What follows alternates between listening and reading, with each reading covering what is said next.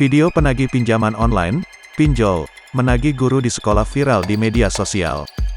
Video berdurasi 1 menit 11 detik itu diunggah akun Instagram @lambetura_official, Jumat, tanggal 3 Desember tahun 2021.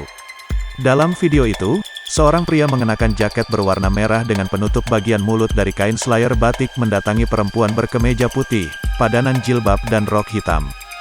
Video itu dilengkapi keterangan, pinjol ilegal mengata-ngatai nama guru dan tidak sopan menagih di sekolah, tulis keterangan video dikutip tribunpalu.com, Sabtu, tanggal 4 Desember tahun 2021. Tampak di rekaman video itu seorang guru meminta penagih pinjol keluar ruangan. Lalu guru pergi ke pintu keluar sambil meminta bantuan ke satpam untuk mengusir penagih pinjol.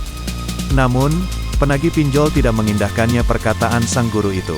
Penagih pinjol bertahan di dalam ruangan, bahkan mengancam akan mengunggah wajah guru tidak memakai masker di media sosial.